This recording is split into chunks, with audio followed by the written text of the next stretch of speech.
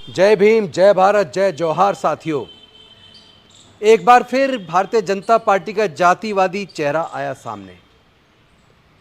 एक तरफ नरेंद्र मोदी अनुसूचित जाति जनजाति का वोट लेने के लिए रामनाथ कोविंद जी को देश का राष्ट्रपति बनाते हैं और उनके बाद द्रौपदी मुर्मू जी को देश का राष्ट्रपति बनाते हैं।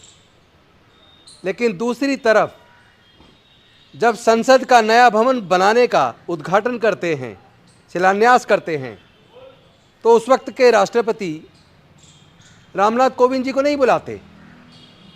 और आज जब संसद भवन बनके तैयार है और 28 तारीख को उसका ओपनिंग करना है, इनॉग्रेशन करना है, तो देश की राष्ट्रपति द्रौपदी मुर्मू जी की नहीं बुला रहे हैं।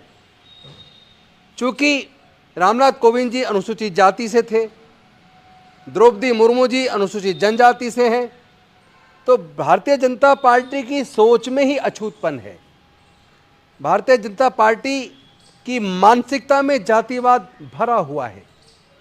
इनके एक एक कर्म का सारे चेक करेंगे तो पाएंगे कि अनुसूचित जाति जनजाति के लोगों को न्याय देने के लिए तैयार नहीं है।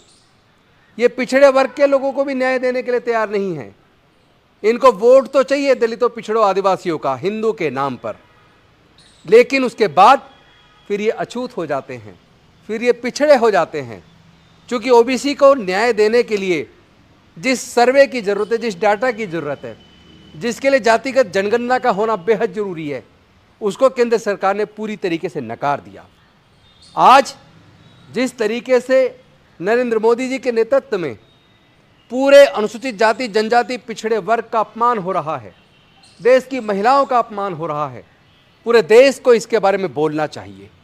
क्योंकि भारत एक प्रजातांत्रिक देश है, पंथनिरपेक्ष देश है।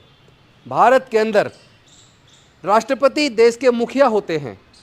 चूँकि जो लोकतांत्रिक संसदीय प्रणाली है उसके प्रमुख भारत के राष्ट्रपति होते हैं।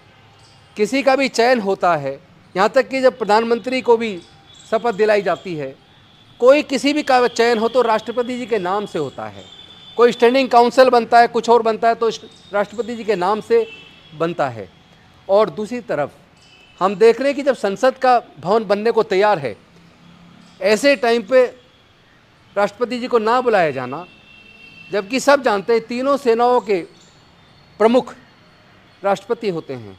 पूरे भारत की इस लोकतांत्रिक संसदीय प्रणाली के प्रमुख राष्ट्रपति जी होते हैं।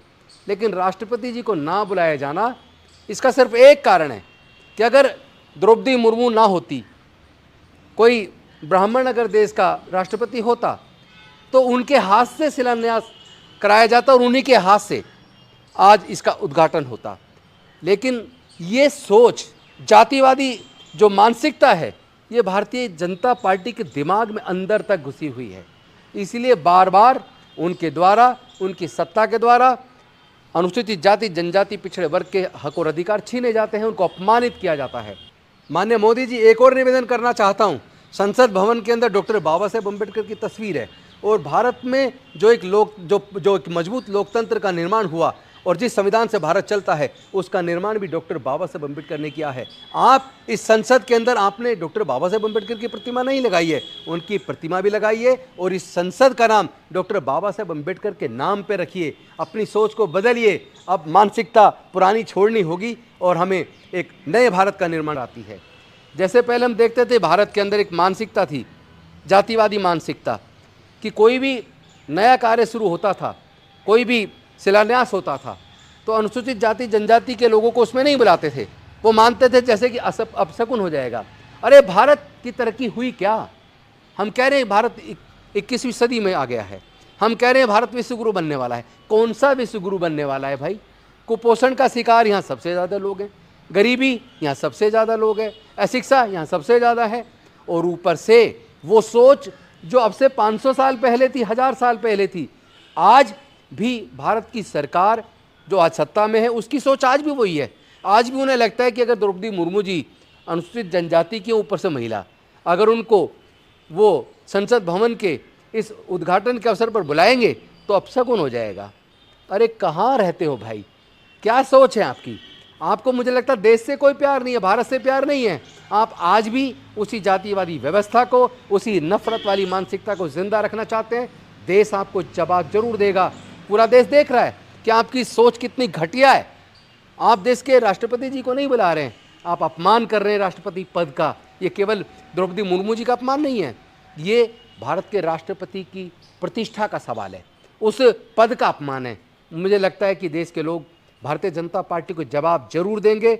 और मैं पूरे देश के लोगों से आह्वान करता हूं, जो मानवता पसंद लोग हैं, जो जातिवादी व्यवस्था से बाहर निकलना चाहते हैं, वो सब लोग एकजुट होकर इस बात का विरोध करें, क्योंकि ये केंद्र की सरकार का बहुत ही घिनौना करते हैं। इसका जवाब हम सबको मिलके, जो भारत से प्यार करते हैं, जो भारत के प्रजातंत्र से प्यार करते हैं, जो भारत के लोगों से प्यार करते हैं, जो जातिवाद को हमेशा के लिए ख़त्म करके भारत को मजबूत बनाना चाहते हैं, जो नफरत को ख़त्म करके भाईचारा और प्यार फैलाना चाहते हैं, उन सब का आह्वान करता हूँ, आइए इस कृत्य के खिलाफ हम लोग अपनी आवाज़ बुलंद करें। नमो बुद्धाय। जय भीम, जय भारत, जय जोहार।